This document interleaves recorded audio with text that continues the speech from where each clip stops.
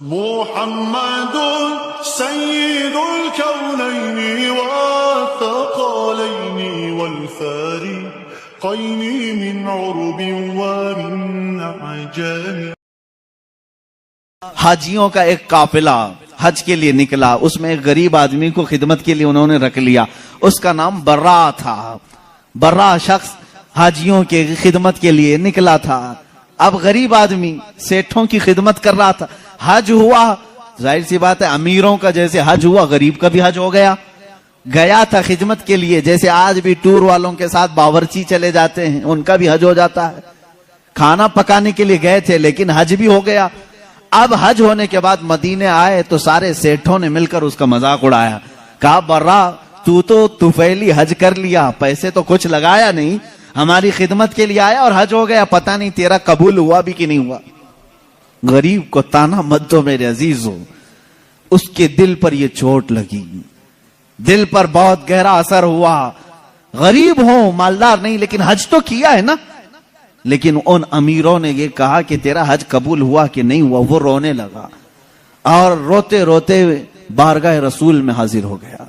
رسول پاک صلی اللہ تعالی علیہ وسلم کی قبر اطہر کے پاس بیٹھا رہا اور روتے روتے ظہر ہو گئی. اس نے کہا آقا آپ کی امت کے غریب کو لوگوں نے چھیڑا ہے، کیا آپ کا غریب بے سہارا بے کس بے یارو مددگار رہے گا؟ اس کے حج کے متعلق لوگ سوال کر رہے ہیں، پیسے والے سوال کر رہے ہیں. دنیا نے دیکھا قبر رسول صلی اللہ تعالی علیہ وسلم کے کنارے سے ایک چٹھی برآمد ہوئی جس پہ لکھا ہوا تھا برا بریء من النار وقبل الحج. برا جہنم سے آزاد ہے، اس کا حج قبول ہو چکا ہے. جو لوگ بیان کیے انہوں نے دیکھا لیکن کسی کو یہ نہیں خبر کہ یہ چٹھی آئی کہاں سے. میرے عزیزو، فقہاء، محدثین، علماء، اساتین ملت، سلف صالحین کا عقیدہ یہ تھا یا رسول اللہ تو زندہ ہے واللہ، تو زندہ ہے واللہ. میری چشم عالم سے چھپ جانے والے میرے آقا صلی اللہ تعالی علیہ وسلم آج بھی جود و نوال کے بادشاہ ہیں، سخاوت کے اعلیٰ ترین منصب پر فائز ہیں. آج بھی وہ اسی طرح دیتے ہیں جیسے کل دیا کرتے تھے اور صبح قیامت تک نوازتے رہیں گے. عزیزان گرامی وقار، رسول کریم صلی اللہ تعالی علیہ وسلم کے دربار سے جو کچھ بھی عطا کیا گیا ہے وہ ایک دو مثالیں نہیں. حافظ الحدیث ہیں ابو حفص سمرقندی رحمہ اللہ، ایک مشہور عالم دین ہے. انہوں نے اپنی کتاب میں لکھا ہے کہ مکہ مکرمہ میں ایک شخص کے ساتھ ایسا معاملہ پیش آیا کہ اس شخص کے والد کا انتقال ہوا، والد کا باپ کا انتقال ہوا. لیکن باپ کا جیسے انتقال ہوا اچانک اس کے گھر میں معاملہ یہ ہوا کہ اس کے باپ کا چہرہ بگڑ گیا تھا، جانور کی طرح ہو گیا تھا. اب میت کا چہرہ اگر بگڑ جائے، گدھے کی طرح دکھے، کتے کی طرح دکھنے لگے، کیا وہ دوسروں کو زیارت کروا سکے گا؟ بیٹا جلدی سے چادر ڈال دیا اور رونے لگا کہ میرے باپ کی کون سی خطا تھی نہیں معلوم، اللہ کا غضب ہو گیا ہے. اب جنازہ اٹھاؤں تو کیسے اٹھاؤں؟ لوگ ہمیشہ تانا ماریں گے، ہمیشہ یہ کہیں گے کہ فلاں کا باپ مرنے کے وقت بگڑے ہوئے چہرے کے ساتھ دنیا سے گیا ہے، اللہ کا عذاب آیا تھا. گھر کے دروازے بند کر دیا. گھر والوں میں بیٹھ کر کے اس نے کہا کسی کو خبر نہ کرنا، گھر میں ہی گڑھا کھود کر یہیں دفن کر دیں گے. روتے ہوئے چادر ڈال کر بیٹھا ہے. وہ بیٹا بڑا غمگین تھا. تھوڑی دیر کے بعد گھر کے پیچھے والے دروازے کا کواڑ کھلتا ہے. ایک بزرگ گھر کے اندر آتے ہیں، ان کے چہرے پر چادر ہے. وہ سیدھے چلتے چلتے اس مرے ہوئے آدمی کے پاس آئے، چادر ان کے سر سے ہٹائی، اپنا ہاتھ اس کے چہرے پر پھیرا، پھر چادر ڈال دی اور اس بیٹے کے پاس آئے. پوچھا کہ کیا بات ہے، کیوں غم کر رہا ہے، کیوں رو رہا ہے؟ کہا آپ کون ہیں، کہاں سے آئے؟ میں تو نہیں جانتا، لیکن بات تو یہ ہے کہ میرے باپ انتقال کر گئے، ان کا چہرہ بگڑ گیا ہے، میں اسی غم میں رو رہا ہوں، اور آپ خدا کے واسطے کسی کو نہ بتائیں. آنے والے بزرگ نے کہا جا دیکھ تیرے باپ کا چہرہ تو سلامت ہے. وہ کہتا ہے میں جا کر اٹھا، چادر کو ہٹایا تو میرے باپ کا چہرہ تو چاند کی طرح چمک رہا تھا. ابھی میں اسی خوشی میں غم کے مارے پہلے رو رہا تھا، اب خوشی کے مارے آنسو آ گئے۔ اے اللہ تو نے میرے باپ کی عزت رکھی، میرے گھر کی عزت رکھی، میں ابھی اسی خوشی کے آنسوؤں میں تھا۔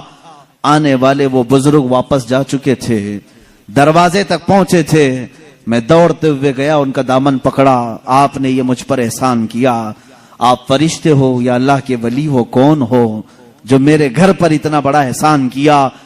آنے والے بزرگ نے کہا انا محمد رسول اللہ صلی اللہ علیہ وسلم، کہا میں محمد اللہ کا رسول ہوں۔ حضور پاک صلی اللہ تعالی علیہ وسلم نے فرمایا تیرے باپ کے انتقال کے وقت بات یہ تھی کہ اس کی ایک اچھی عادت تھی، تیرے باپ کی ایک اچھی عادت یہ تھی، یہ اس وقت تک سونے کے لیے بستر پر نہیں لیٹتا تھا جب تک رات میں 100 مرتبہ مجھ پہ درود نہیں بھیجتا تھا۔ ہر رات 100 مرتبہ یہ درود بھیجتا پھر سوتا، لیکن اس کی ایک خطا تھی، ایک گناہ تھا اس کا، لیکن باپ کا گناہ میں بیٹے کو نہیں بتاؤں گا۔ میرے آقا صلی اللہ تعالی علیہ وسلم نے چھپایا، اس گناہ سے اللہ ناراض تھا جس کی وجہ سے اس کا چہرہ بدل گیا۔ یہ مکہ مکرمہ کی بات ہے، مکہ مکرمہ کی بات ہے، اس کی وجہ سے اس کا چہرہ بدل گیا۔ تیرے باپ کا روزانہ پڑا ہوا درود جو فرشتہ میرے بارگاہ تک پہنچاتا ہے، اس فرشتے نے مجھے خبر کی کہ اے اللہ کے رسول، آپ کے فلاں غلام کے ساتھ غضب ہو گیا ہے، اللہ نے عذاب نازل کیا، اس کا چہرہ بگڑ گیا ہے۔ اے رسول پاک، وہ بندہ روزانہ آپ پر 100 بار درود بھیجتا تھا، کرم فرمائے۔ حضور فرماتے ہیں میں اسی وقت چل کر تیرے گھر آیا، تیرے باپ کا چہرہ بگڑا تو تھا، مگر میں نے میرے مولا سے سوال کیا، اے اللہ تیرے حبیب پر درود بھیجنے والا، اس کے چہرے کو اگر تو سلامت نہیں رکھے گا تو آنے والے لوگ تانا دیں گے کہ رسول پر درود بھیجنے والا بھی نہیں بچ پایا، اے مولا تو میرے ذریعے سے اس کے چہرے کو سلامت کر دے۔ اللہ نے میری دعا قبول کی، میں نے اس کے چہرے پر ہاتھ رکھا، اللہ نے تیرے باپ کے چہرے کو چمکتے چاند کی طرح کر دیا۔ وہ عطا کرنے پر آئیں تو بے حساب عطا کریں۔ بعد وفات کی بات میں کر رہا ہوں، یہ ظاہری زندگی کی بات نہیں، وفات ہو کر کئی سال ہو چکے تھے تب کی بات ہے۔ اسی لیے تو ہم عاشقوں کا یہ کہنا ہے، یا رسول اللہ سنا ہے آپ ہر عاشق کے گھر تشریف لاتے ہیں، میرے گھر میں بھی ہو جائے چراغاں یا رسول اللہ، میرے دل میں بھی ہو جائے چراغاں یا رسول، میرے آقا آؤ کہ مدت ہوئی ہے تیری راہ میں آنکھیاں بچھاتے بچھاتے، بڑے دن ہوئے ہیں میرے آقا گھر کو سجاتے سجاتے۔ اللہ کے نبی صلی اللہ تعالی علیہ وسلم کا انتظار کرو اے مسلمانوں، چاہے ہماری زندگی اس پہ فنا ہو جائے، ختم ہو جائے، دید کے لیے ترستے رہو، اور اسی انتظار میں تمہاری زندگی کٹنی چاہیے۔ اب کی رات آئیں کہ تب کی رات آئیں، جب یہ راتیں زندگی کی کٹ جائیں، وہ رات تو ضرور آئے گی جو قبر کی پہلی رات ہوگی، وہاں تو دیدار کرو گے انشاءاللہ، لیکن اس دیدار کے انتظار میں اپنی زندگی کاٹو۔ یہ نہیں کہ اپنی آنکھوں کو حسیناؤں کی غلاظت سے بھر لو، گندی تصویروں سے، گندی فلموں سے اپنی آنکھوں کو داغدار کر لو، یہ نہیں، ان آنکھوں کو اللہ تعالیٰ نے تمہارے رسول کے دیدار کے لیے دیا ہے۔ اسی لیے شہزادہ اعلیٰ حضرت نے یوں کہا ہے، تمہیں نہ دیکھا تو کس کام کی ہیں یہ آنکھیں، انہیں نہ دیکھا تو کس کام کی ہیں یہ آنکھیں، کہ دیکھنے کی ہے ساری بہار آنکھوں میں، کچھ ایسا کر دے میرے کردگار آنکھوں میں، ہمیشہ نقش رہے روئے یار آنکھوں میں، ہمیشہ نقش رہے روئے یار آنکھوں میں۔ مفتی اعظم ہند تو یہ فرماتے ہیں کہ تم اپنے آنکھوں میں جلوہ رسول ایسا بسا لو، ایسا بسا لو کہ قبر کے دن، قبر کی رات میں فرشتے جب آئیں سوال کرنے کے لیے تو مفتی اعظم فرماتے ہیں فرشتے جو پوچھیں قبر میں کہ کس کی امت ہو، فرشتے جو پوچھیں قبر میں کہ کس کی امت ہو، تو آپ جواب کیا کہتے ہیں؟ وہ کہتے ہیں لو دیکھ لو کہ ہے تصویر یار آنکھوں میں، لو دیکھ لو کہ ہے تصویر یار آنکھوں میں۔ ہماری آنکھوں میں وہ جلوہ رسول اس طرح سے رہے، وہ آتے ہیں۔ بلکہ ایک شاعر نے یہی کہا ہے، میرے عزیزو، آج غالباً 6 7ویں محفل ہے، آج 7ਵੀं محفل ہے اور اس طرح 70 نہیں 700 محفلیں ہو جائیں. ہم ان محافل کے متعلق ہمیشہ میری عادت یہ ہے، میں یہ کہتا ہوں کیوں محفل سجا رہے ہو، کیوں بیٹھ رہے ہو، روز کیوں سننے آ رہے ہو، روز ہم کیوں سنانے آ رہے ہیں. ہمارا مقصد یہ ہے وہ آئیں گے، آتے ہوں گے، ابھی آئیں گے، وہ آئیں گے، آتے ہوں گے، ابھی آئیں گے. یہی سوچ کے ہم نے محفل کو سجا رکھا ہے. ہمارا عقیدہ یہی سوچ کے ہم نے محفل کو سجا رکھا ہے. رسول کریم صلی اللہ تعالی علیہ وسلم جب عطا کرنے پر آتے ہیں تو بے حساب عطا کرتے ہیں. غمگین امتیوں کی فریاد رسی کے لیے بھی آتے ہیں. جس امتی نے جب فریاد کیا میرے آقا وہاں تشریف لائے. آپ کو معلوم ہے اللہ کے نبی صلی اللہ تعالی علیہ وسلم کی ایک اور بات میں بتا دوں.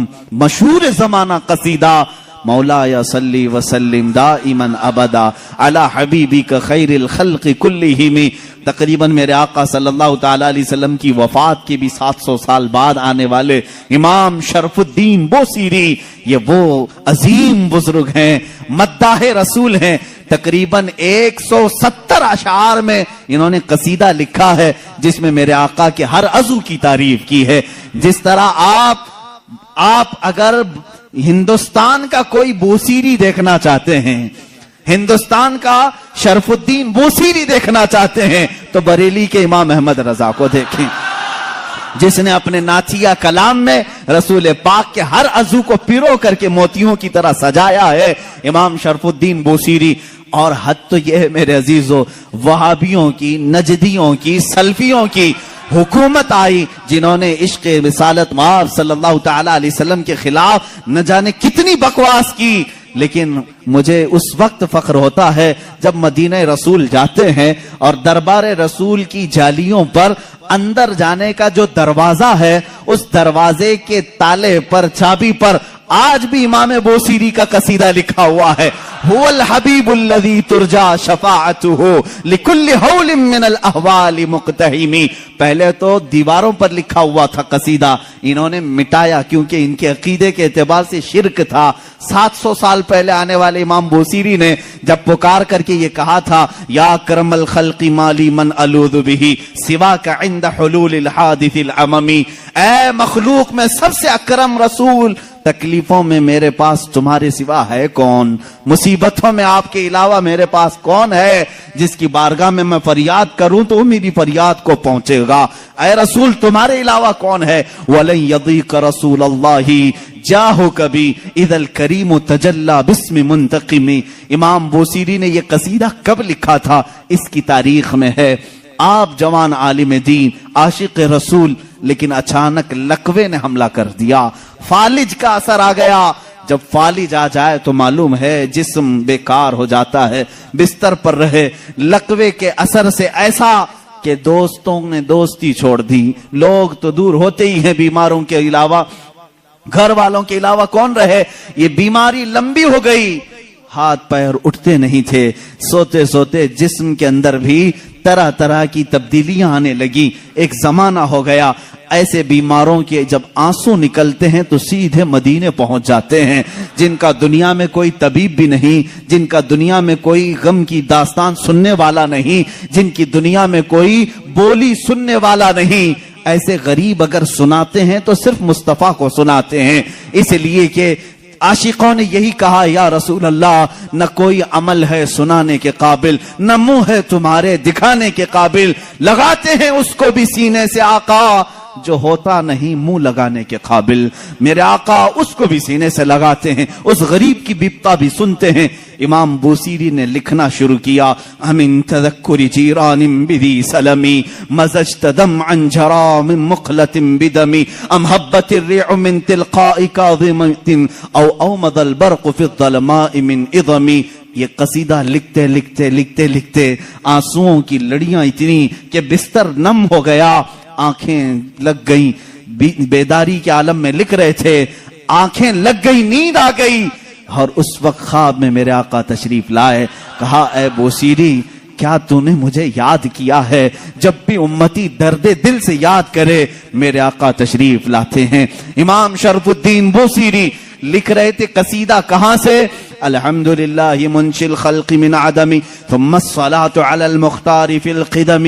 یہاں سے آپ نے قصیدہ لکھا اور آپ فرماتے ہیں قصیدے کے شروع میں میں چاہتا تھا یہ لکھیں مولایا صلی وسلم دائما ابدا، لیکن مجھ سے دوسرا شعر فٹ نہیں ہوتا تھا، دوسرا مصرع بن نہیں پا رہا تھا. پورے شعر لکھ دیا، پہلا ہی شعر مکمل نہیں ہوا، سو گیا. خواب میں میرے آقا نے فرمایا بوسیری جو ہماری شان میں لکھے ہو ذرا سناؤ، ذرا سناؤ. امام بوسیری سنانے لگے، ایک ہی شعر پر اٹکتے رہے. مولایا صلی وسلم دائما ابدا، مولایا صلی وسلم دائما ابدا. آگے کا آقا نہیں آ رہا ہے. میرے آقا نے فرمایا بوسیری اس آگے والا مصرع میری طرف سے رکھ لو. علی حبیبی کا خیر الخلق کلہم. دنیا کا یہ قصیدہ ہے امام شرف الدین بوسیری کا، جس کا پہلا شعر ان کی طرف سے ہے، دوسرا شعر مصطفیٰ جان رحمت کی طرف سے ہے. قصیدہ سنایا تو سنایا.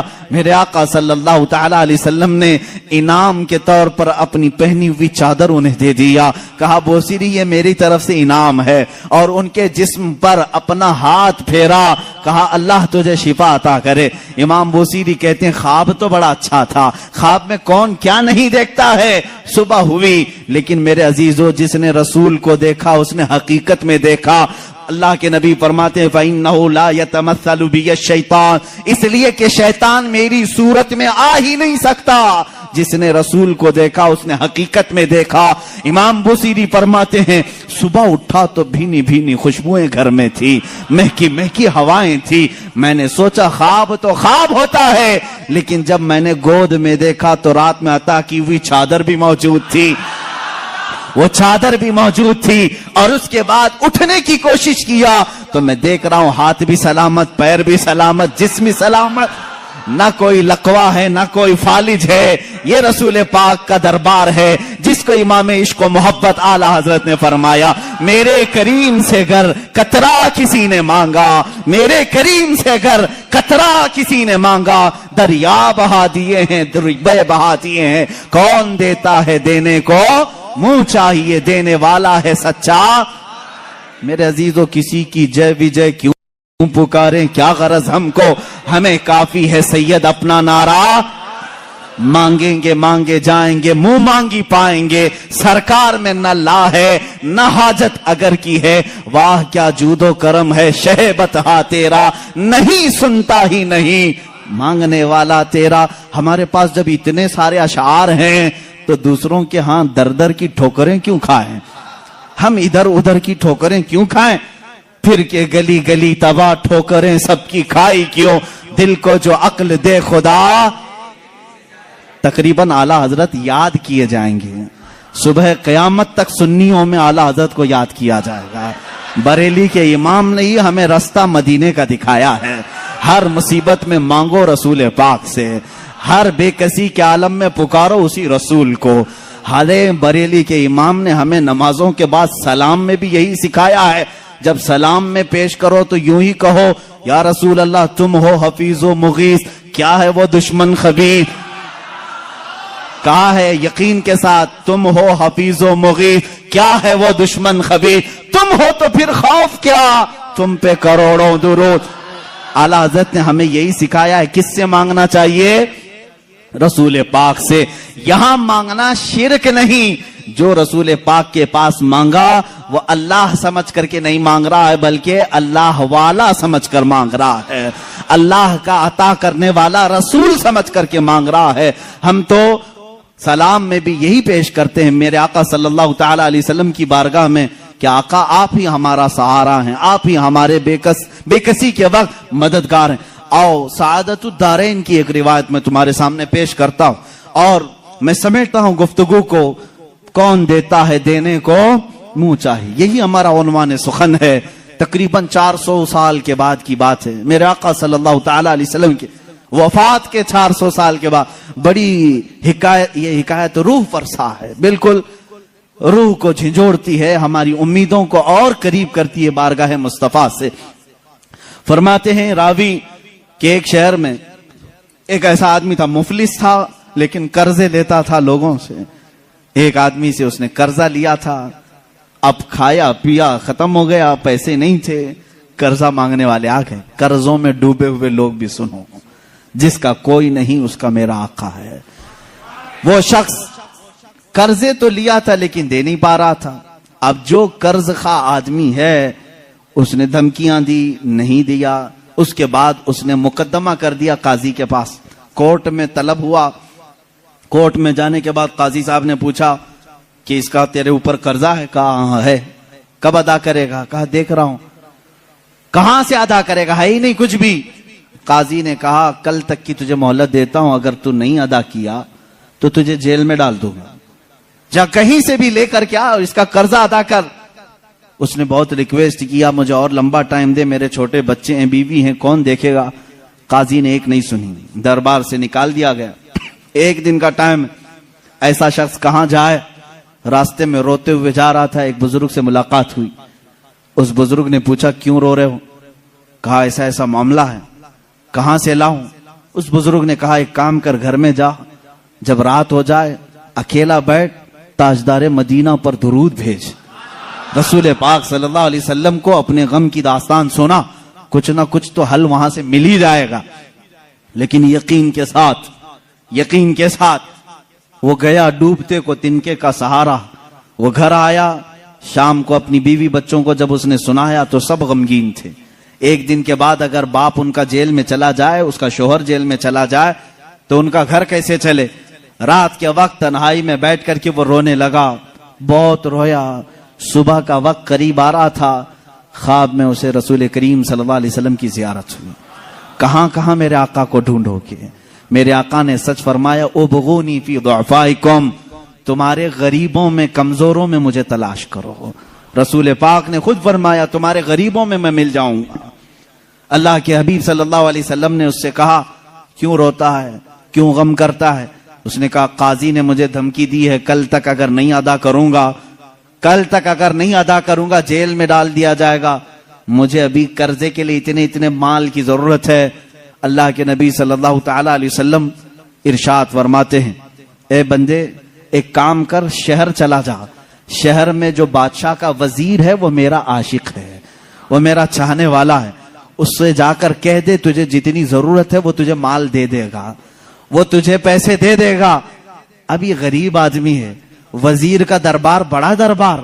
اس نے خواب میں یہ پوچھ بھی لیا آقا اگر وہ مجھ سے سوال کرے تجھے رسول پاک نے بھیجا ہے تو میں کیا دلیل میں بات کروں گا, دلیل میں کیا چیز پیش کروں گا. حضور پاک نے یہ تک بھی بتا دیا, فرمایا اس کا ایک راز ہے جو میرے علاوہ کوئی نہیں جانتا, میں تجھے بتاتا ہوں, اس سے جا کر کے کہہ دینا. اگر وہ تجھ سے سوال کرے کہ تیرے پاس کیا دلیل ہے تجھے رسول نے بھیجا, تو اتنا ہی کہنا کہ اے وزیر, روزانہ تم سونے سے پہلے, صبح سورج کے نکلنے سے پہلے 1000 بار اپنے نبی پر درود بھیجتے ہو, اور کل کی رات بھول گئے درود نہیں بھیجے, کل کی رات تم نے درود نہیں بھیجا. یہ کہہ دینا اسے. یہ بندہ گیا صبح اٹھ کر کے اس وزیر کے دربار میں, بڑا عالی شان دربار تھا, گیا ملاقات کا ٹائم لے کر اس وزیر سے کہا میں ایسا ایسا غریب آدمی ہوں, مقروض ہوں, مجھے مال کی ضرورت ہے, اللہ کے نبی نے تمہارے پاس بھیجا ہے.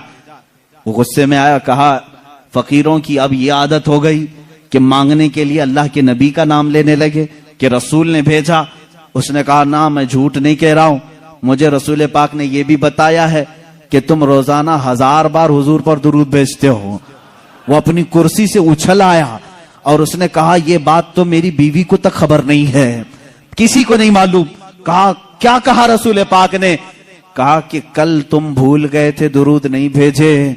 اس نے کہا حقیقت میں میرے آقا نے سچ فرمایا, کوئی زندگی کی ایک رات آج تک میری قضا نہیں ہوئی, کل میری زندگی میں ایسا دن آیا کہ میں درود نہیں پڑھ سکا. بہت رویا, اپنے خزانے کے پاس لے جا کر اسے کھڑا کر دیا. اے غریب آدمی, تجھے جتنے مال کی ضرورت ہے لے جا, بس میرا دل آج سے مطمئن ہوا کہ میرا درود رسول تک پہنچ رہا ہے, میرے آقا کی نظر میں ہے, میں میرے آقا کو منا لوں گا, میں میرے آقا سے صلح کر لوں گا. لیکن تو میرے لیے خوشخبری کا قاصد بن کر آیا ہے, تو میرے لیے خوشی کا پیغام لے کر آیا ہے, تجھے جو چاہے لے جا. اس غریب نے کہا نہ, مجھے جتنی ضرورت ہے اتنا لیتا ہوں. اتنا ہی مال لیا، دوڑا دوڑا خوشی سے آیا. کہاں آیا؟ عدالت میں. قاضی بھی تھے. قاضی سے کہا قاضی صاحب قرض خواہ کو بلاؤ. آج سینہ چوڑا تھا، مال موجود تھا، جس کا حساب ادا کروں گا. قاضی کے پاس وہ قرض خواہ آئے، لیکن محفل جمی تھی. اسی وقت قاضی نے کہا بیٹھ جا، تھوڑا ٹھنڈا ہو جا، سکون لے لے. تھوڑی دیر کے بعد قاضی نے بالکل ہی یہاں الگ ہی معاملہ کر دیا. قاضی نے کہا یہ غریب جس کا قرضہ دینا ہے وہ سب کھڑے ہو جائیں، بتائیں کتنا کتنا قرضہ ہے. سبوں نے کہا اتنا اتنا ہے. قاضی نے کہا یہ نہیں، میں اپنی جیب سے ادا کروں گا، میں ادا کروں گا اس کا قرضہ.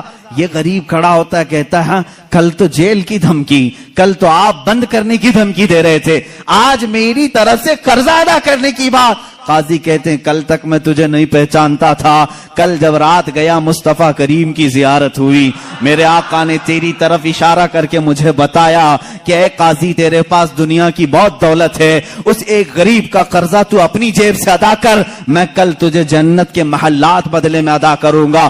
اے غریب نہ تو مال نہیں دے گا، میں ہلکے میں سودا نہیں کروں گا، مجھے رسول نے بشارت دی ہے، میں تیرا مال اپنی جیب سے ادا کروں گا. جب یہ قاضی کی باتیں سننے لگے سارے قرض خواہ کھڑے ہوئے. کہا جب یہ آدمی اتنا افضل ہے کہ بارگاہ رسول میں مقبول ہے، ہم گواہی دیتے ہیں کہ ہم نے سب قرضہ معاف کر دیا، اب بھی اگر اسے چاہے تو ہم سے لے سکتا ہے. کون دیتا ہے دینے کو منہ چاہیے، کون دیتا ہے دینے کو منہ چاہیے، دینے والا ہے سچا. ہمارا نبی اتنا دیا سرکار نے مجھ کو جتنی میری اوقات نہیں، یہ تو ان کا کرم ہے ورنہ مجھ میں تو ایسی بات نہیں. عزیزان گرامی، آج جو ہم اس مقام پر ہیں یہاں پر بھی ہم فخر سے یہی کہتے ہیں یا رسول اللہ اتنا دیا سرکار نے مجھ کو جتنی میری اوقات نہیں، یہ تو ان کا کرم ہے ورنہ مجھ میں تو ایسی بات نہیں. آپ خود دیکھو اللہ کے نبی نے تمہیں، ان کے صدقے میں اللہ نے تمہیں کیا کیا نہیں دیا ہے. یہ رسول کی سخاوت نہیں ہے تو اور کیا ہے. آج بھی مانگنے کا سلسلہ باقی رکھو، لیکن اس کے در سے نہیں، دربار رسالت سے مانگیں گے. کیوں؟ ان کے ہم غلام ہیں، انہی سے مانگیں گے. غلام اپنے آقا سے مانگتا ہے تو اچھا لگتا ہے. اب ایک اور روایت میں عرض کرتا ہوں. حضرت علا ابن مبارک، بعض روایت میں جلا ابن مبارک رحمہ اللہ تابعی ہیں، یہ فرماتے ہیں مدینے میں پہنچا تھا، حضور پاک صلی اللہ تعالی علیہ وسلم کے مدینے پہنچا، بھوکا تھا، کچھ بھی کھانے کے لیے نہیں تھا، پیسے بھی ختم ہو گئے تھے. مسجد نبوی میں گیا، دوپہر کا وقت تھا، وہ بھوک کی وجہ سے شدت سے تکلیف ہو رہی تھی، سو گیا یہ کہہ کر کے یا رسول اللہ تمہارا مہمان ہوں، آپ ہی کھلائیں. کس سے مانگوں، کون دے گا مدینے میں، اور مدینے میں آ کر دوسروں سے مانگوں اچھا بھی نہیں لگتا، آپ کے ہوتے ہوئے کس دربار پر میں جاؤں. حضور پاک صلی اللہ تعالی علیہ وسلم کی بارگاہ میں سوال کیا، سو گیا. میرے عزیزو کتنی مثالیں میں تمہارے سامنے رکھوں، یہ فقہائے امت، محدثین اور بزرگوں کی بات میں کر رہا ہوں، عام بندوں کی نہیں. حضرت شیخ علا فرماتے ہیں میں نے خواب میں دیکھا قبر رسول سے حضور پاک صلی اللہ تعالی علیہ وسلم تشریف لا رہے ہیں، آپ کے ایک ہاتھ میں روٹی ہے اور ایک ہاتھ میں شہد ہے، ہاتھ میں روٹی اور شہد ہے، اور کہتے ہیں ابن مبارک تجھے بھوک لگی ہے، تو مدینے میں آیا، میرا مہمان ہے، یہ روٹی اور شہد لگا کر کھا لے. کہتے ہیں میں جلدی سے بڑھ کر ہاتھ سے روٹی لے لیا، شہد لگا کر کھاتا رہا. آدھی روٹی کھایا تھا، کب؟ خواب میں بعد وفات رسول، حضور کی ظاہری زندگی کی بات نہیں کر رہا ہوں، وفات کے کئی سو سال بعد کی بات. اور خواب میں حضور کھلا رہے ہیں، روٹی کھلا رہے ہیں، شہد کھلا رہے ہیں. کہتے ہیں عصر کا وقت ہو گیا، مؤذن نے اذان دینا شروع کیا تو مسجد میں جو بھی سوئے ہوں گے اٹھا دیے جاتے ہیں. کسی نے پیر پکڑ کر کھینچ کر مجھے اٹھا دیا، میں جھٹکا لے کر اٹھا تو دیکھا آدھی روٹی اور شہد اب بھی میرے ہاتھ میں موجود ہے. کون دیتا ہے دینے کو منہ چاہیے، دینے والا ہے سچا ہمارا نبی. عزیزان گرامی وقار، اس طرح کی بے شمار مثالیں ہیں. آخری بات میں عرض کرتا ہوں، سراج الامہ، تاج الامہ، امام اعظم ابو حنیفہ رضی اللہ تعالیٰ فرماتے ہیں رسول پاک صلی اللہ تعالی علیہ وسلم کی بارگاہ میں جب جانا ہوا تو آپ نے حضور کی شان میں ایک نعت لکھی، ایک قصیدہ لکھا، یا سید السادات جئتک قاصدا ارجو رضاک واحتمی بحماک. یہ قصیدہ لمبا قصیدہ ہے، کہتے ہیں میں نے کسی کو نہیں سنایا، لکھ کر کے رکھ لیا، بارگاہ رسول میں جا کر کے سناؤں گا، حضور کے دربار میں پہلے سناؤں گا. امام اعظم ابو حنیفہ رحمہ اللہ سفر کر کے مدینے پہنچتے ہیں، صبح کا وقت ہے، اذان سے پہلے مسجد نبوی میں مؤذن جو اذان دینے کے لیے اونچی جگہ کھڑا ہوتا ہے، کہتے ہیں وہاں مؤذن کھڑے ہو کر اذان سے پہلے یہ گنگنا رہا ہے، یا سید السادات جئتک قاصدا ارجو رضاک واحتمی بحماک. امام اعظم کہتے ہیں میرے شعر لیک ہو گئے، میری نعت لیک ہو گئی، پہلے سے مؤذن مسجد نبوی کا سنا رہا ہے، اسے کیسے خبر ہوئی؟ کہتے ہیں یہ کسی نے پہلے سے لکھ رکھا تھا، یہ کس کی نعت ہے؟ یہ تو میں نے لکھی ہے.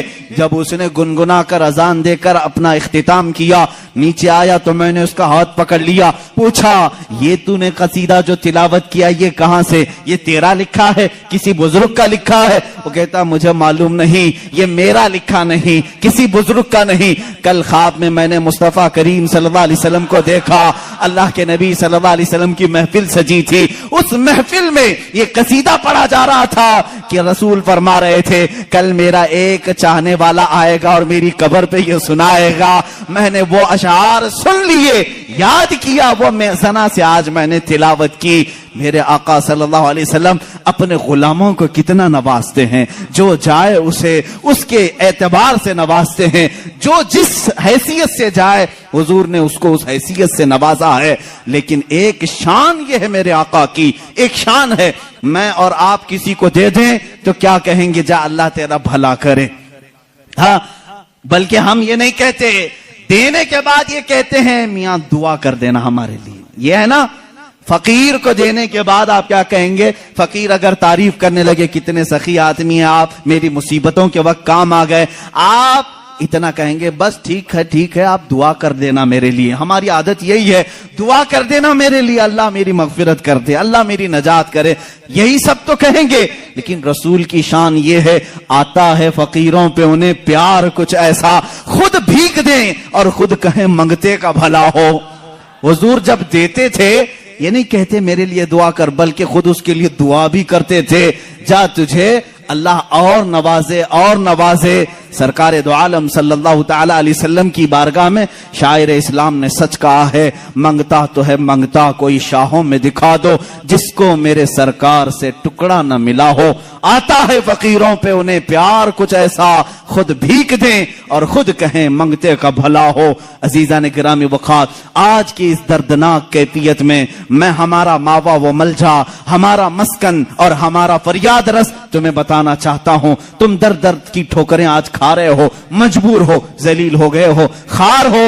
اس کی وجہ ہے کہ رسول پاک کے دربار میں لو لگانا چھوڑ دیا. وہ صحابہ تھے، پیر میں سوجن آ جائے تب بھی کہتے تھے واہ محمد آ، یا محمد آ، اے محمد صلی اللہ علیہ وسلم مدد کے لیے آ جائیں. ان کے پیر میں شفا یابی مل جاتی، پیر صحیح ہو جاتا. اے امت مصطفیٰ کے غیور نوجوانوں، آج میں تم سے یہ کہنا چاہوں گا، دنیا تمہیں خریدنے کی کوشش کر رہی ہے، چند سکوں میں، چند پیسوں میں. کوئی اتنا دے کر اپنا بنا لے، کوئی کچھ دے کر اپنا بنا لے، لیکن تمہاری شان یہ ہونی چاہیے مجھے جہاں سرکار سے ملتا ہے اتنا کوئی دوسرا دے ہی نہیں سکتا، اور میں بازار مصطفیٰ کا غلام ہوں. میرے آقا نے مجھے جو خرید کر کے انمول کیا ہے، میری کوئی دنیا میں قیمت نہیں لگا سکتا. اب تمہارے پاس ایک ہی راستہ ہے، ایک ہی ذریعہ ہے. بہت ساری عورتیں سوال کرتی ہیں، بہت سارے مرد سوال کرتے ہیں، بچے ہیں، کسی کو کینسر ہے، کسی کو خطرناک بیماری ہے، کوئی قرضوں میں ڈوبا ہوا ہے، کوئی اولاد کے معاملے کو لے کر پریشان ہے، کوئی جائیداد میں، کوئی مقدموں میں، کوئی جیل میں. دنیا کی ہر پریشانی کا علاج یہ ہے، بارگاہ مصطفیٰ کی طرف لو لگاؤ، میرے آقا سے سفارش کرو، التجا کرو. ایک بار وہ لب ہلا دیں، میرا رب رحیم و کریم ہے، اپنے نبی کی لاج رکھے گا. تمہاری حیثیت نہیں دیکھی جائے گی، تم کتنے نمازی ہو، کتنے زکاتی ہو، کتنے بڑے حاجی ہو، یہ نہیں دیکھا جائے گا، بلکہ مولا یہ دیکھتا ہے میرے حبیب نے اس بندے کی سفارش کی ہے، یہ جیسا بھی ہے تیسا بھی ہے، اسے غموں سے آزاد کر دیا جائے. اخیر میں امام اہل سنت فاضل بریلوی رضی اللہ تعالیٰ عنہ کے اسی شعر پر اپنی گفتگو کو ختم کرتا ہوں. یا رسول اللہ، تمہارے دربار میں پوری امت کی میری جانب سے یہ التجا ہے، تیرے ٹکڑوں پہ پلیں، غیر کی ٹھوکر پہ نہ ڈال. یا رسول اللہ، تیرے ٹکڑوں پہ پلیں، غیر کی ٹھوکر پہ نہ ڈال. جھڑکیاں کھائیں کہاں، چھوڑ کے صدقہ تیرا. یا رسول اللہ، تو جو چاہے تو میل میرے دل کے دھلیں، تو جو چاہے تو میل میرے دل کے دھلیں، کہ خدا دل نہیں کرتا کبھی میلا تیرا. ہمارا عقیدہ یہی سوچ کے ہم نے محفل کو سجا رکھا ہے. رسول کریم صلی اللہ تعالی علیہ وسلم جب عطا کرنے پر آتے ہیں تو بے حساب عطا کرتے ہیں. غمگین امتیوں کی فریاد رسی کے لیے بھی آتے ہیں. جس امتی نے جب فریاد کیا میرے آقا وہاں تشریف لائے. آپ کو معلوم ہے اللہ کے نبی صلی اللہ تعالی علیہ وسلم کی ایک اور بات میں بتا دوں. مشہور زمانہ قصیدہ مولا یا صلی وسلم دائما ابدا علی حبیبک خیر الخلق کلہم. تقریباً میرے آقا صلی اللہ تعالی علیہ وسلم کی وفات کے بھی 700 سال بعد آنے والے امام شرف الدین بوصیری، یہ وہ عظیم بزرگ ہیں، مداح رسول ہیں. تقریباً 170 اشعار میں انہوں نے قصیدہ لکھا ہے جس میں میرے آقا کے ہر عضو کی تعریف کی ہے.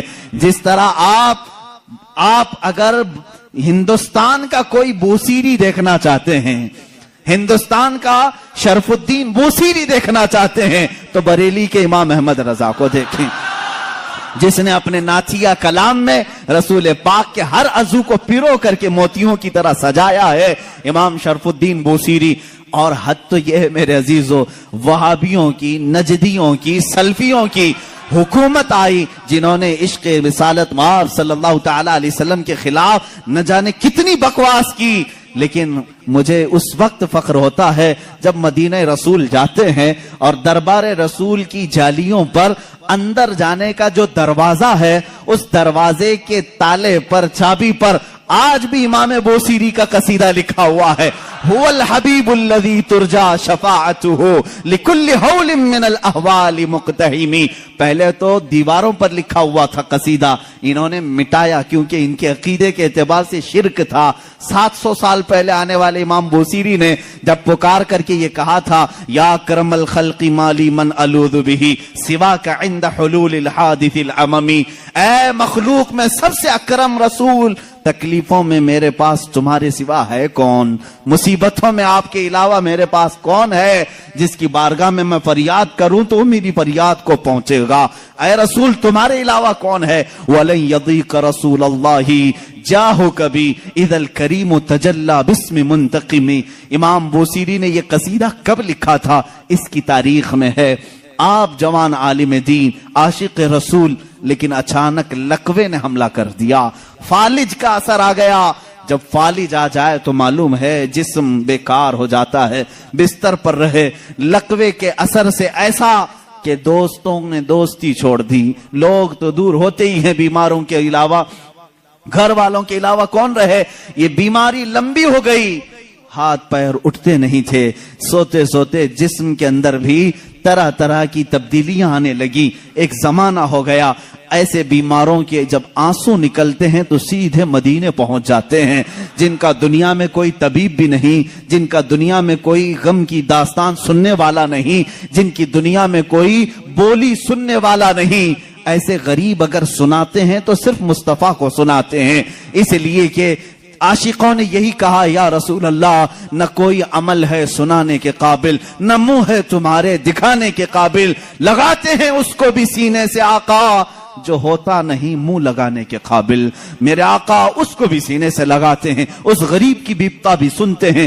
امام بوصیری نے لکھنا شروع کیا، امن تذکر جیران بذی سلمی مزجت دمعا جرا من مقلت بدمی ام حبت الريع من تلقاء کاظمت او اومض البرق فی الظلماء من اظمی. یہ قصیدہ لکھتے لکھتے لکھتے لکھتے آنسوؤں کی لڑیاں اتنی کہ بستر نم ہو گیا، آنکھیں لگ گئیں. بیداری کے عالم میں لکھ رہے تھے، آنکھیں لگ گئی، نیند آ گئی. اور اس وقت خواب میں میرے آقا تشریف لائے، کہا اے بوصیری کیا تو نے مجھے یاد کیا ہے؟ جب بھی امتی درد دل سے یاد کرے میرے آقا تشریف لاتے ہیں۔ امام شرف الدین بوصیری لکھ رہے تھے قصیدہ کہاں سے؟ الحمدللہ منشی الخلق من عدمی ثم الصلاة علی المختار فی القدمی، یہاں سے آپ نے قصیدہ لکھا اور آپ فرماتے ہیں قصیدے کے شروع میں میں چاہتا تھا یہ لکھیں مولایا صلی وسلم دائما ابدا، لیکن مجھ سے دوسرا شعر فٹ نہیں ہوتا تھا، دوسرا مصرع بن نہیں پا رہا تھا، پورے شعر لکھ دیا، پہلا ہی شعر مکمل نہیں ہوا، سو گیا۔ خواب میں میرے آقا نے فرمایا بوصیری جو ہماری شان میں لکھے ہو ذرا سناؤ، ذرا سناؤ۔ امام بوصیری سنانے لگے، ایک ہی شعر پر اٹکتے رہے، مولایا صلی وسلم دائما ابدا، مولایا صلی وسلم دائما ابدا۔ آگے کا آقا نہیں آ رہا ہے، میرے آقا نے فرمایا بوصیری اس آگے والا مصرع میری طرف سے رکھ لو، علی حبیبی کا خیر الخلق کلہم، دنیا کا یہ قصیدہ ہے امام شرف الدین بوصیری کا، جس کا پہلا شعر ان کی طرف سے ہے، دوسرا شعر مصطفیٰ جان رحمت کی طرف سے ہے۔ قصیدہ سنایا تو سنایا، میرے آقا صلی اللہ تعالی علیہ وسلم نے انعام کے طور پر اپنی پہنی ہوئی چادر انہیں دے دیا، کہا بوصیری یہ میری طرف سے انعام ہے، اور ان کے جسم پر اپنا ہاتھ پھیرا، کہا اللہ تجھے شفا عطا کرے۔ امام بوصیری کہتے ہیں خواب تو بڑا اچھا تھا، خواب میں کون کیا نہیں دیکھتا ہے۔ صبح ہوئی لیکن میرے عزیزو جس نے رسول کو دیکھا اس نے حقیقت میں دیکھا۔ اللہ کے نبی فرماتے ہیں فَإِنَّهُ لَا يَتَمَثَّلُ بِيَ الشَّيْطَانِ، اس لیے کہ شیطان میری صورت میں آ ہی نہیں سکتا۔ جس نے رسول کو دیکھا اس نے حقیقت میں دیکھا۔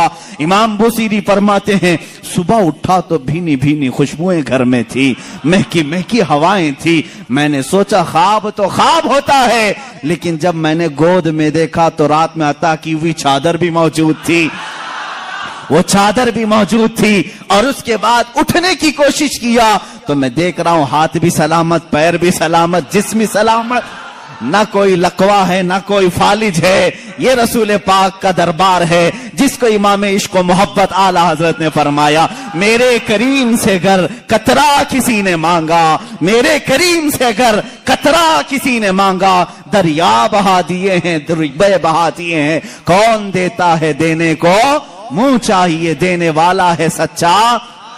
میرے عزیزو کسی کی جے وجے کیوں پکاریں، کیا غرض ہم کو، ہمیں کافی ہے سید اپنا نعرہ، مانگیں گے مانگے جائیں گے، منہ مانگی پائیں گے، سرکار میں نہ لا ہے نہ حاجت اگر کی ہے، واہ کیا جود و کرم ہے شہ بتہا تیرا، نہیں سنتا ہی نہیں مانگنے والا تیرا۔ ہمارے پاس جب اتنے سارے اشعار ہیں تو دوسروں کے ہاں در در کی ٹھوکریں کیوں کھائیں، ہم ادھر ادھر کی ٹھوکریں کیوں کھائیں، پھر کے گلی گلی تباہ ٹھوکریں سب کی کھائی کیوں، دل کو جو عقل دے خدا۔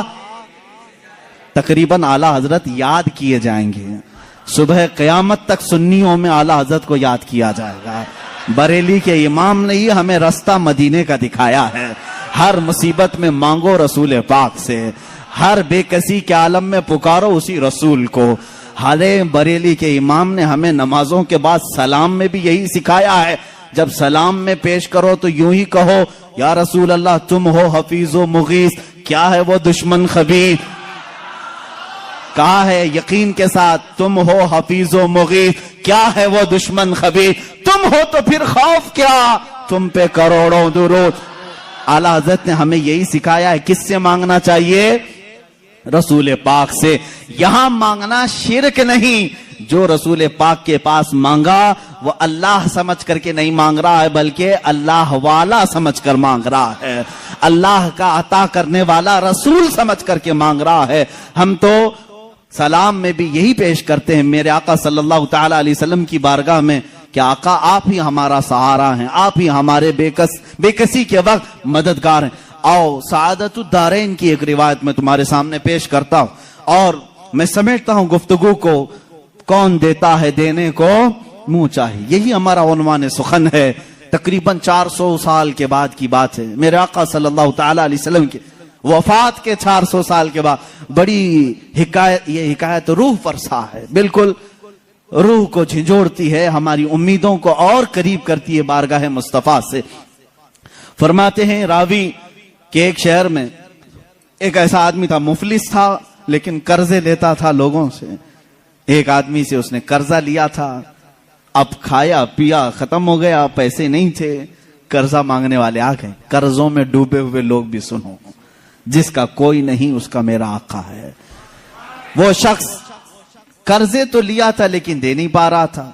اب جو قرض خواہ آدمی ہے اس نے دھمکیاں دی، نہیں دیا. اس کے بعد اس نے مقدمہ کر دیا قاضی کے پاس.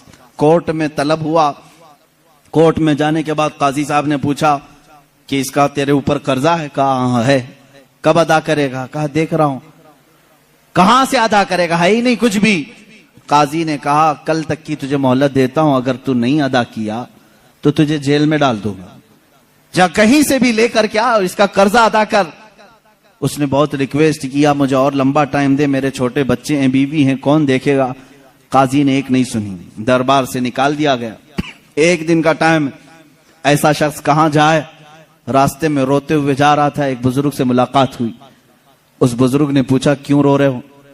کہا ایسا ایسا معاملہ ہے. کہاں سے لاؤں؟ اس بزرگ نے کہا ایک کام کر، گھر میں جا، جب رات ہو جائے اکیلا بیٹھ، تاجدار مدینہ پر درود بھیج. رسول پاک صلی اللہ علیہ وسلم کو اپنے غم کی داستان سنا، کچھ نہ کچھ تو حل وہاں سے مل ہی جائے گا. لیکن یقین کے ساتھ وہ گیا، ڈوبتے کو تنکے کا سہارا. وہ گھر آیا، شام کو اپنی بیوی بچوں کو جب اس نے سنایا تو سب غمگین تھے. ایک دن کے بعد اگر باپ ان کا جیل میں چلا جائے، اس کا شوہر جیل میں چلا جائے تو ان کا گھر کیسے چلے. رات کے وقت تنہائی میں بیٹھ کر کے وہ رونے لگا، بہت رویا. صبح کا وقت قریب آ رہا تھا. خواب میں اسے رسول کریم صلی اللہ علیہ وسلم کی زیارت ہوئی. کہاں کہاں میرے آقا کو ڈھونڈو گے؟ میرے آقا نے سچ فرمایا ابغونی فی ضعفائکم، تمہارے غریبوں میں، کمزوروں میں مجھے تلاش کرو. رسول پاک نے خود فرمایا تمہارے غریبوں میں میں مل جاؤں گا. اللہ کے حبیب صلی اللہ علیہ وسلم نے اس سے کہا کیوں روتا ہے، کیوں غم کرتا ہے؟ اس نے کہا قاضی نے مجھے دھمکی دی ہے، کل تک اگر نہیں ادا کروں گا جیل میں ڈال دیا جائے گا. مجھے ابھی قرضے کے لیے اتنے مال کی ضرورت ہے. اللہ کے نبی صلی اللہ تعالی علیہ وسلم ارشاد فرماتے ہیں اے بندے ایک کام کر، شہر چلا جا. شہر میں جو بادشاہ کا وزیر ہے وہ میرا عاشق ہے، وہ میرا چاہنے والا ہے. اس سے جا کر کہہ دے تجھے جتنی ضرورت ہے وہ تجھے مال دے دے گا، وہ تجھے پیسے دے دے گا. اب یہ غریب آدمی ہے، وزیر کا دربار بڑا دربار. اس نے خواب میں یہ پوچھ بھی لیا آقا اگر وہ مجھ سے سوال کرے تجھے رسول پاک نے بھیجا ہے تو میں کیا دلیل میں بات کروں گا، دلیل میں کیا چیز پیش کروں گا. حضور پاک نے یہ تک بھی بتا دیا، فرمایا اس کا ایک راز ہے جو میرے علاوہ کوئی نہیں جانتا، میں تجھے بتاتا ہوں، اس سے جا کر کے کہہ دینا. اگر وہ تجھ سے سوال کرے کہ تیرے پاس کیا دلیل ہے تجھے رسول نے بھیجا، تو اتنا ہی کہنا کہ اے وزیر روزانہ تم سونے سے پہلے، صبح سورج کے نکلنے سے پہلے 1000 بار اپنے نبی پر درود بھیجتے ہو، اور کل کی رات بھول گئے درود نہیں بھیجے، کل کی رات تم نے درود نہیں بھیجا، یہ کہہ دینا اسے. یہ بندہ گیا صبح اٹھ کر کے اس وزیر کے دربار میں، بڑا عالی شان دربار تھا. گیا ملاقات کا ٹائم لے کر اس وزیر سے کہا میں ایسا غریب آدمی ہوں، مقروض ہوں، مجھے مال کی ضرورت ہے، اللہ کے نبی نے تمہارے پاس بھیجا ہے. وہ غصے میں آیا، کہا فقیروں کی اب یہ عادت ہو گئی کہ مانگنے کے لیے اللہ کے نبی کا نام لینے لگے کہ رسول نے بھیجا. اس نے کہا نہ میں جھوٹ نہیں کہہ رہا ہوں، مجھے رسول پاک نے یہ بھی بتایا ہے کہ تم روزانہ 1000 بار حضور پر درود بھیجتے ہو. وہ اپنی کرسی سے اچھل آیا اور اس نے کہا یہ بات تو میری بیوی کو تک خبر نہیں ہے، کسی کو نہیں معلوم. کہا کیا کہا رسول پاک نے؟ کہا کہ کل تم بھول گئے تھے درود نہیں بھیجے. اس نے کہا حقیقت میں میرے آقا نے سچ فرمایا، کوئی زندگی کی ایک رات آج تک میری قضا نہیں ہوئی، کل میری زندگی میں ایسا دن آیا کہ میں درود نہیں پڑھ سکا. بہت رویا، اپنے خزانے کے پاس لے جا کر اسے کھڑا کر دیا. اے غریب آدمی تجھے جتنے مال کی ضرورت ہے لے جا، بس میرا دل آج سے مطمئن ہوا کہ میرا درود رسول تک پہنچ رہا ہے، میرے آقا کی نظر میں ہے، میں میرے آقا کو منا لوں گا، میں میرے آقا سے صلح کر لوں گا، لیکن تو میرے لیے خوشخبری کا قاصد بن کر آیا ہے، تو میرے لیے خوشی کا پیغام لے کر آیا ہے، تجھے جو چاہے لے جا۔ اس غریب نے کہا نہ، مجھے جتنی ضرورت ہے اتنا لیتا ہوں، اتنا ہی مال لیا، دوڑا دوڑا خوشی سے آیا۔ کہاں آیا؟ عدالت میں، قاضی بھی تھے، قاضی سے کہا قاضی صاحب قرض خواہ کو بلاؤ، آج سینہ چوڑا تھا، مال موجود تھا، جس کا حساب ادا کروں گا۔ قاضی کے پاس وہ قرض خواہ آئے، لیکن محفل جمی تھی، اسی وقت قاضی نے کہا بیٹھ جا، تھوڑا ٹھنڈا ہو جا، سکون لے لے۔ تھوڑی دیر کے بعد قاضی نے بالکل ہی یہاں الگ ہی معاملہ کر دیا۔ قاضی نے کہا یہ غریب جس کا قرضہ دینا ہے وہ سب کھڑے ہو جائیں، بتائیں کتنا کتنا قرضہ ہے۔ سبوں نے کہا اتنا اتنا ہے۔ قاضی نے کہا یہ نہیں، میں اپنی جیب سے ادا کروں گا، میں ادا کروں گا اس کا قرضہ۔ یہ غریب کھڑا ہوتا ہے، کہتا ہے ہاں کل تو جیل کی دھمکی، کل تو آپ بند کرنے کی دھمکی دے رہے تھے، آج میری طرف سے قرضہ ادا کرنے کی بات۔ قاضی کہتے ہیں کل تک میں تجھے نہیں پہچانتا تھا، کل جب رات گیا مصطفیٰ کریم کی زیارت ہوئی، میرے آقا نے تیری طرف اشارہ کر کے مجھے بتایا کہ اے قاضی تیرے پاس دنیا کی بہت دولت ہے، اس ایک غریب کا قرضہ تو اپنی جیب سے ادا کر، میں کل تجھے جنت کے محلات بدلے میں ادا کروں گا۔ اے غریب نہ تو مال نہیں دے گا، میں ہلکے میں سودا نہیں کروں گا، مجھے رسول نے بشارت دی ہے، میں تیرا مال اپنی جیب سے ادا کروں گا۔ جب یہ قاضی کی باتیں سننے لگے سارے قرض خواہ کھڑے ہوئے، کہا جب یہ آدمی اتنا افضل ہے کہ بارگاہ رسول میں مقبول ہے، ہم گواہی دیتے ہیں کہ ہم نے سب قرضہ معاف کر دیا، اب بھی اگر اسے چاہے تو ہم سے لے سکتا ہے۔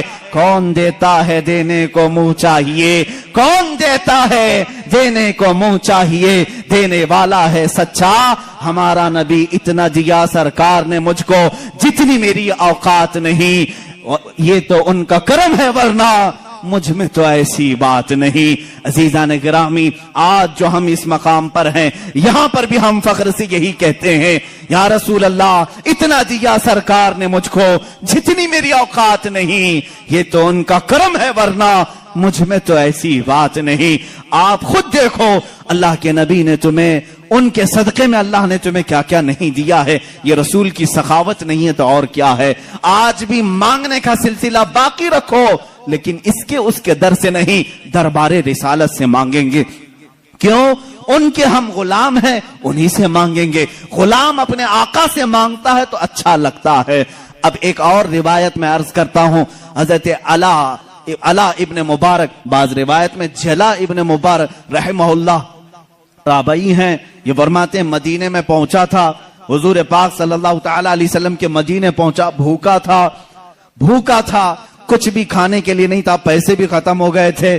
مسجد نبوی میں گیا، دوپہر کا وقت تھا، وہ بھوک کی وجہ سے شدت سے تکلیف ہو رہی تھی، سو گیا یہ کہہ کر کے یا رسول اللہ تمہارا مہمان ہوں، آپ ہی کھلائیں۔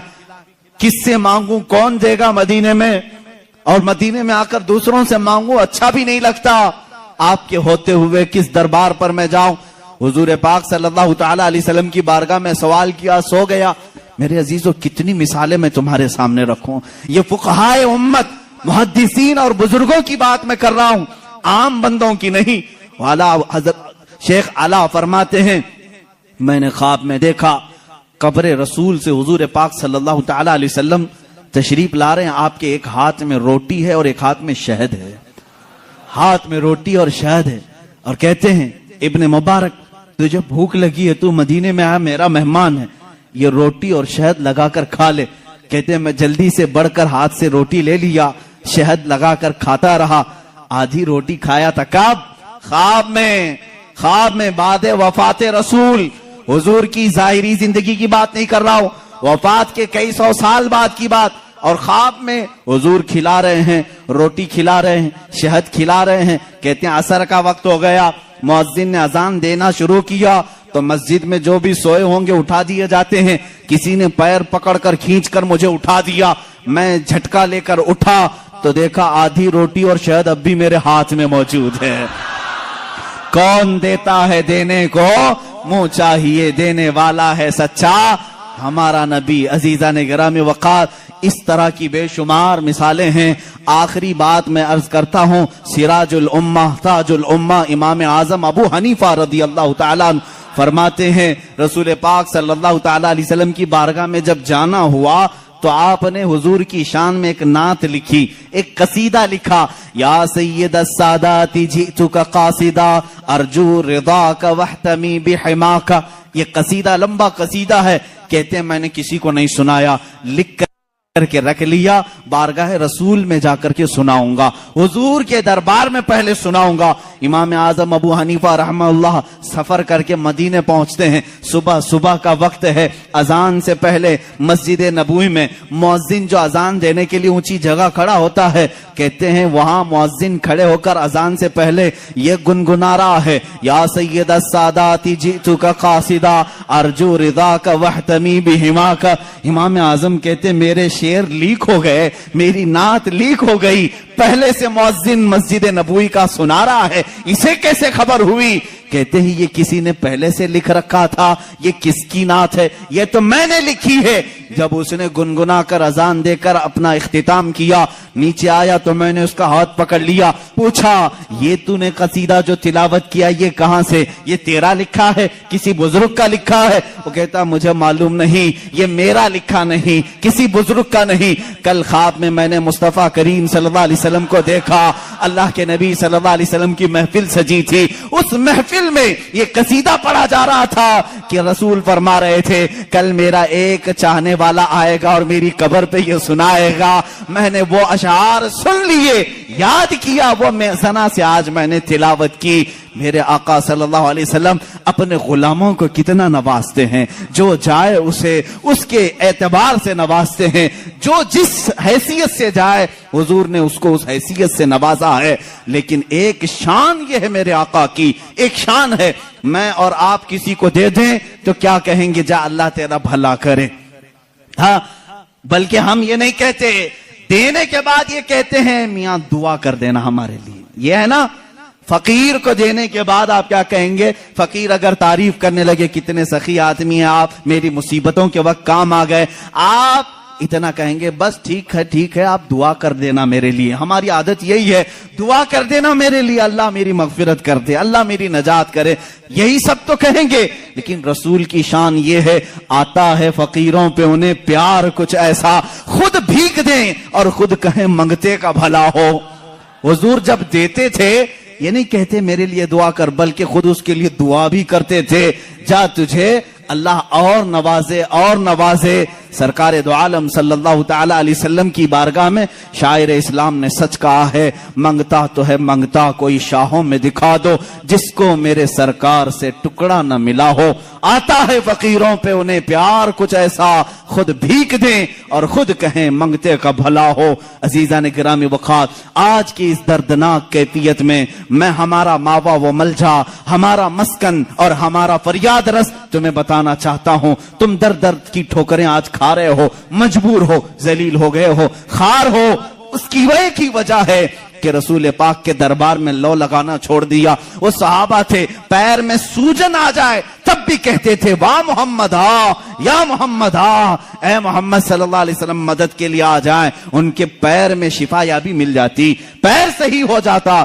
اے امت مصطفیٰ کے غیور نوجوانوں، آج میں تم سے یہ کہنا چاہوں گا، دنیا تمہیں خریدنے کی کوشش کر رہی ہے، چند سکوں میں، چند پیسوں میں. کوئی اتنا دے کر اپنا بنا لے، کوئی کچھ دے کر اپنا بنا لے، لیکن تمہاری شان یہ ہونی چاہیے مجھے جہاں سرکار سے ملتا ہے اتنا کوئی دوسرا دے ہی نہیں سکتا. اور میں بازار مصطفیٰ کا غلام ہوں، میرے آقا نے مجھے جو خرید کر کے انمول کیا ہے میری کوئی دنیا میں قیمت نہیں لگا سکتا. اب تمہارے پاس ایک ہی راستہ ہے، ایک ہی ذریعہ ہے. بہت ساری عورتیں سوال کرتی ہیں، بہت سارے مرد سوال کرتے ہیں، بچے ہیں، کسی کو کینسر ہے، کسی کو خطرناک بیماری ہے، کوئی قرضوں میں ڈوبا ہوا ہے، کوئی اولاد کے معاملے کو لے کر پریشان ہے، کوئی جائیداد میں، کوئی مقدموں میں، کوئی جیل میں. دنیا کی ہر پریشانی کا علاج یہ ہے बारगाह मुस्तफा की तरफ लो लगाओ, मेरे आका से सिफारिश करो, इल्तिजा करो, एक बार वो लब हिला दें, मेरा रब रहीम व करीम है, अपने नबी की लाज रखेगा, तुम्हारी हैसियत नहीं देखी जाएगी, तुम कितने नमाजी हो, कितने ज़काती हो, कितने बड़े हाजी हो, ये नहीं देखा जाएगा, बल्कि मौला ये देखता है मेरे हबीब ने इस बंदे की सिफारिश की है, ये जैसा भी है तैसा भी है, इसे गमों से आजाद कर दिया जाए। आखिर में मैं इमाम अहले सुन्नत फाजिल बरेलवी रदी अल्लाह ताला अन्हु के इसी शेर पर अपनी गुफ्तगू को खत्म करता हूँ। या रसूल अल्लाह, तुम्हारे दरबार में पूरी उम्मत की मेरी जानिब से ये इल्तिजा है, तेरे टुकड़ों पे पले, गैर की ठोकर पे न डाल। या रसूल अल्लाह, तेरे टुकड़ों पे पले, गैर की ठोकर पे न डाल, झिड़कियां खाएं कहां, छोड़ के सदका तेरा।